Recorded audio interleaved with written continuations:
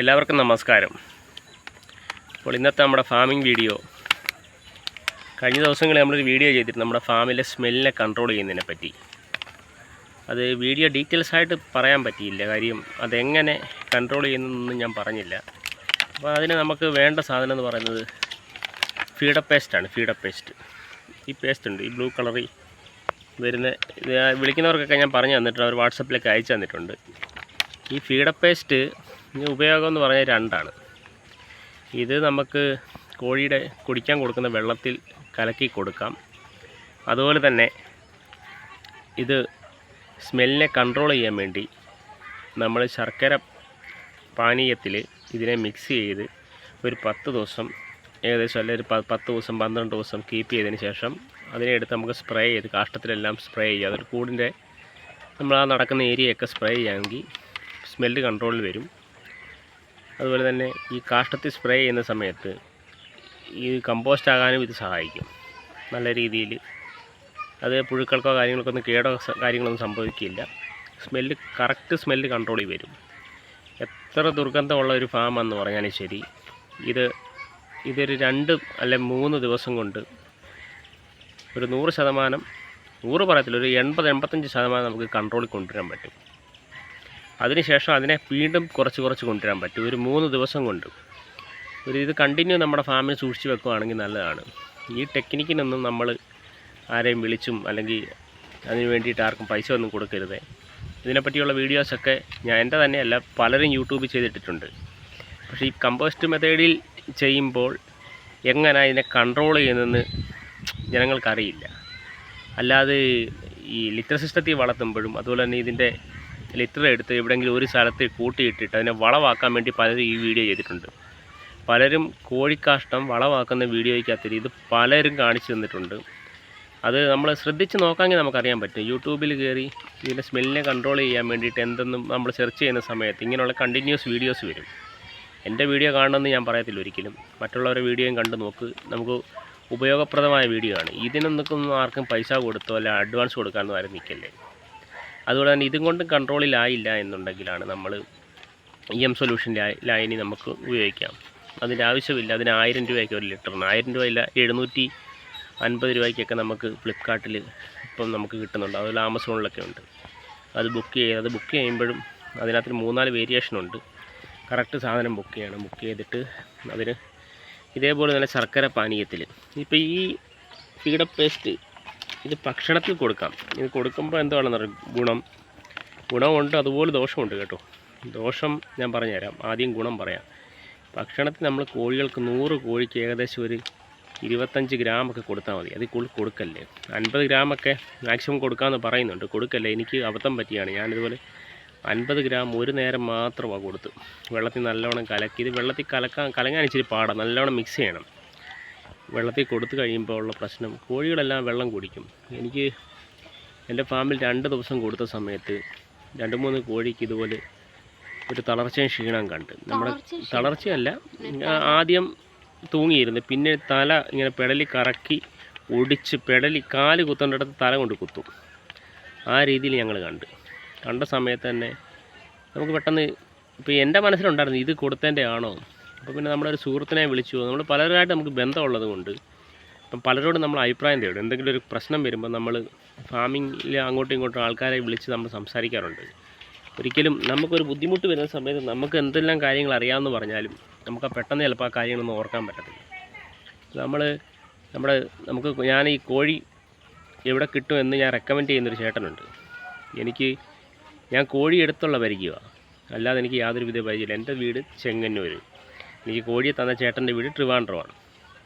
ആ പുള്ളി എപ്പം വിളിച്ചാലും നമുക്ക് കറക്റ്റ് അതിന് വേണ്ട മരുന്നും കാര്യങ്ങളും പറഞ്ഞിട്ട് ആ ചേട്ടനെ വിളിച്ചു. അതുപോലെ തന്നെ നമ്മുടെ സുഹൃത്തുണ്ട്, കണ്ണൂരുകാരനാണ്.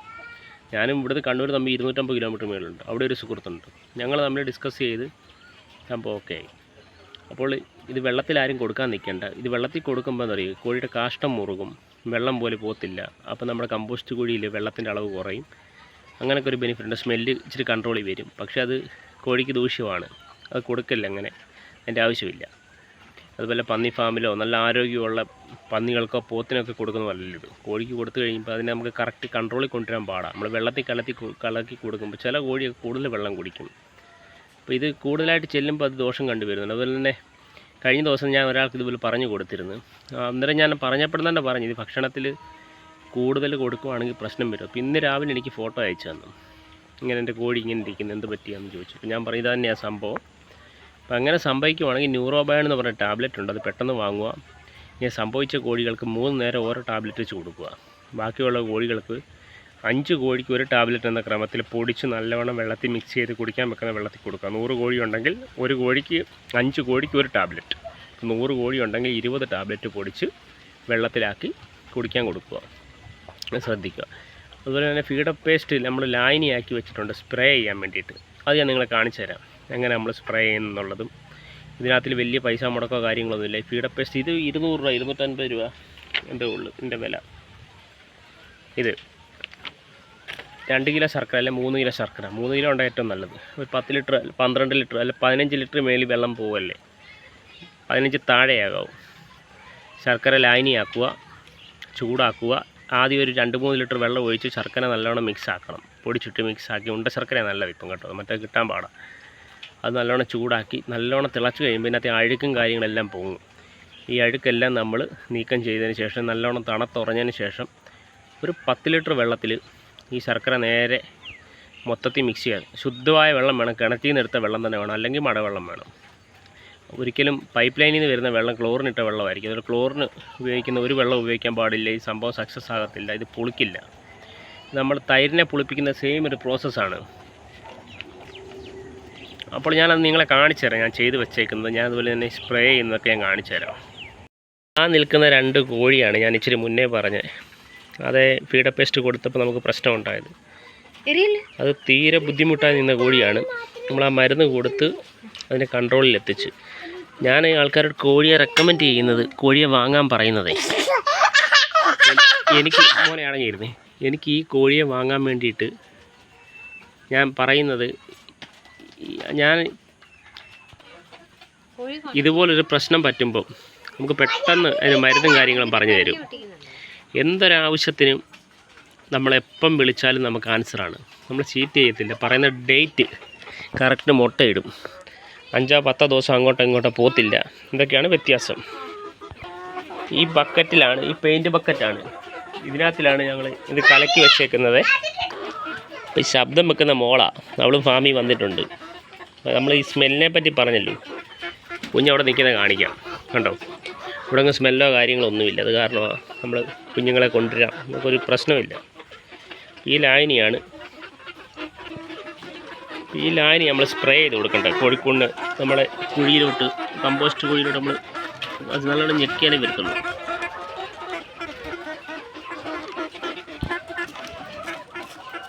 ഇത് കണ്ടോ, ഇങ്ങനെ നമ്മൾ ഈ എല്ലാ സ്ഥലങ്ങളിലും ഇതുപോലെ സ്പ്രേ ചെയ്യും. ഇപ്പോൾ ഇതിൻ്റെ പോയിൻ്റ് ചെയ്യാൻ ഷാർപ്പാക്കിയിട്ട്, അപ്പോൾ നല്ല സ്പ്രേ പോലെ ചെയ്യണം, വെള്ളം പോലെ എന്നാലും പ്രശ്നമില്ല. അതുപോലെ അതിദുർഗന്ധമാണെങ്കിൽ ഇത് സ്പ്രേയർ ഒന്നും ചെയ്യാൻ നിൽക്കേണ്ട, 1-2 മഗ് എടുത്ത് കൈ കൊണ്ട് തളിച്ച് കൊടുത്താലും മതി കേട്ടോ. അതാണ് ഇതിനകത്തിലുള്ള ഒരു പ്രത്യേകത. അപ്പോൾ ഈ ടെക്നോളജി ഒന്നും ആരും ദയവ് ചെയ്ത് പൈസ കൊടുത്തും അഡ്വാൻസ് കൊടുത്തും ഒന്നും മേടിക്കാൻ നിൽക്കല്ലേ. പറയുന്നത് നമ്മൾ ഓരോരുത്തരെയൊക്കെ വിളിച്ചിട്ട്, ഓരോരുത്തരൊക്കെ ഓരോ കാര്യങ്ങൾ കർഷകർ വിളിക്കുമ്പോൾ കർഷകരെ ഹെൽപ്പ് ചെയ്യാൻ മെൻറ്റാലിറ്റി ഇല്ലാത്ത ആൾക്കാരെയൊക്കെ മാറ്റി നിർത്തുക. കർഷകരെ തന്നെ, കർഷകരെ കൂട്ടായ്മ ഉണ്ടാക്കുക. എല്ലാവരും കൂടി അങ്ങോട്ടും ഇങ്ങോട്ടും എപ്പോഴും ലിങ്ക് വേണം. ഇതുപോലുള്ള ചൂഷണിൽ നിന്നൊക്കെ ഒഴിവാകാൻ പറ്റും. അതുപോലെ തന്നെ നിങ്ങൾ ഈ ഹൈടെക് കൂടി ചെയ്യുമ്പോൾ 2-3 കർഷകരുണ്ടെങ്കിൽ നിങ്ങൾ നേരിട്ട് പോയി, നിങ്ങൾ പോയി സ്ഥലത്ത് പോയി സാധനം എടുത്തുകൊണ്ടൊന്ന് ചെയ്യാൻ അറിയാവുന്ന ആൾക്കാരെങ്കിൽ ചെയ്യാനൊക്കെ ശ്രമിക്കുക. ഒത്തിരി പൈസ ഒന്നും ആരും പറ്റിക്കൊണ്ട് പോകാതിരിക്കാൻ വേണ്ടി നോക്കുക. ഇതൊക്കെ വളർത്തി ഇതിനകത്ത് കിട്ടുന്ന ലാഭം എന്നൊക്കെ പറയുന്നത് കുറേ കഷ്ടപ്പാട്ട് കഴിയുമ്പോൾ കിട്ടുന്ന ലാഭമാണ്. ആ ലാഭത്തിൻ്റെ 90% കൊണ്ടുപോയി കഴിഞ്ഞ് കഴിയുമ്പോൾ അടുത്ത ബാച്ചിലെ പിന്നെ നമുക്ക് അതിനകത്ത് വല്ലതും പിടിക്കാൻ പറ്റത്തുള്ളൂ. അപ്പോൾ നമ്മുടെ വിയർപ്പിൻ്റെ ഫലമൊന്നും ആർക്കും കൊടുക്കാൻ നിൽക്കരുത്. ഓക്കെ, ഇതൊക്കെ തന്നെ ശ്രമിക്കുക ദയവ് ചെയ്ത്. അതുപോലെ തന്നെ ഈ കൂടിനകത്തിൽ 5 കോഴിയാണ് ഒരു ഗേജിനകത്ത് ഇരിക്കുന്നത്, വലിയ ഗേജാണ്. ഓരോരുത്തരെയൊക്കെ റേറ്റ് എന്ന് പറഞ്ഞാൽ ഒരു കോഴിയെ ഇടുന്നതിന് 300 രൂപ റേറ്റിലൊക്കെ ഓരോരുത്തർ ചെയ്യുന്നത്. എന്തൊരു കൊലപ്പണിയാണെന്ന് നോക്കി. 250 പറയും, പിന്നെ 300 ചെയ്ത് കഴിയുമ്പോൾ 300 രൂപ ഒരു കോഴി നിൽക്കുന്ന സ്പേസിനെല്ലാം കൂടെ വർക്ക് ചെയ്യുന്നത്. അപ്പോൾ ഒരു 100 കോഴി ഉണ്ടെങ്കിൽ 3 ലക്ഷം രൂപയുടെ വർക്കാണ് ചെയ്യുന്നത്. 100 കോഴി ഉണ്ടെങ്കിൽ 1 ലക്ഷം രൂപ. 1000 കോഴി ഉണ്ടെങ്കിൽ 10 ലക്ഷം രൂപ. ഒരു ദൈവദോഷമായി കാണിക്കുന്നു. നമ്മൾ സ്വന്തമായിട്ട് ചെയ്യുവാണെങ്കിൽ 1000 കോഴി നമുക്ക് ചെയ്യാം. നമുക്ക് സ്വന്തമായിട്ട് ചെയ്യുവാണെങ്കിൽ നമുക്കൊരു 6 രൂപയ്ക്കകത്ത് കോഴി നമ്മുടെ കൂട്ടിൽ കയറും. സ്വന്തമായിട്ട് ചെയ്യുവാണെങ്കിൽ 4 ലക്ഷം രൂപ നമ്മുടെ കയ്യിരിക്കും. ദയവ് ചെയ്ത് എല്ലാവരും സ്വന്തമായിട്ട് ശ്രദ്ധിക്കുക, ചെയ്യാൻ നോക്ക്. ഇടനിലക്കാരെയൊക്കെ ഒഴിവാക്കി ചെയ്യാൻ പറ്റും. ഈ സാധനമൊക്കെ നാമക്കൽ എന്ന് പറയുന്ന സ്ഥലത്ത് നിങ്ങൾ പോവാമെങ്കിൽ, നിങ്ങൾ 10 ലക്ഷം രൂപ മുടക്കി നിങ്ങൾ പ്രൊജക്റ്റ് ചെയ്യാൻ തീരുമാനിച്ച ഒരാളിന് നാമക്കൽ എന്ന് പറയുന്ന സ്ഥലത്ത് പോകാൻ പറ്റും. അവിടെ പോയാൽ നിങ്ങൾക്ക് ഈ സാധനങ്ങൾ, പോൾട്രി സാധനങ്ങളൊക്കെ കിട്ടും. അവിടെ പോയി ഗേജും കാര്യങ്ങളൊക്കെ മേടിച്ചുകൊണ്ട് വന്ന് നിങ്ങൾക്ക് തന്നെ സെറ്റ് ചെയ്യാൻ പറ്റും. അല്ല, നിങ്ങൾക്കൊരു വെൽഡറെ സഹായം തേടാം, 2 വെൽഡറെ സഹായം തേടാം, എന്നാലും പ്രശ്നമില്ല. അതുപോലെ തന്നെ ഈ കൂട് ചെയ്യുമ്പോൾ നമ്മൾ ഈ വെളിയിൽ കിടക്കുന്ന ടാറ്റയുടെ മെഷാണ് വെളിയിൽ നിൽക്കുന്നത്. ഇത് മുള്ളുവേലിക്ക് ഇട്ടേക്കുന്ന മെഷ് ഉണ്ടോ നിങ്ങൾക്ക് അറിയാവും. ഇത് 15 മീറ്ററിന് 4500-5000 രൂപയുള്ളൂ. 15 മീറ്റർ ഇതിൻ്റെ ഹൈറ്റ് എന്ന് പറയുന്നത് 6 അടിയാണ്. അപ്പം ഞാൻ ഈ ഓടിട്ടുകൊണ്ട് എനിക്കിതിന് ഈ സൈഡ് വരുന്ന 6 അടി മതി. ഇത് നേരെ വലിച്ചു വെച്ച് നേരെ മുള്ളുവേലിക്ക് അടിക്കുന്നതിൽ അടിക്കുക. അകത്ത് ഈ ചെറിയ നെറ്റ്, ഇത് കണ്ടോ, ഈ നെറ്റ് കണ്ടോ, നമുക്ക് ഈ നെറ്റ്, ചെറിയ നെറ്റ് മേടിച്ച് അകത്ത് കെട്ടി ചുവട്ടിൽ ഇതുപോലെ മണ്ണ് വെട്ടി അടിപ്പിച്ച് കഴിഞ്ഞാൽ ഇഴജന്തുക്കൾ കയറത്തില്ല. പുറത്തുനിന്ന് പട്ടിയാട്ടെ, മരപ്പട്ടിയാട്ടെ, ഇങ്ങനെയുള്ള ശല്യങ്ങളൊന്നും വരത്തില്ല. അപ്പോൾ എല്ലാവരും ഇതൊക്കെ ശ്രദ്ധിക്കുക, നല്ല രീതിയിൽ മുന്നോട്ട് പോവുക.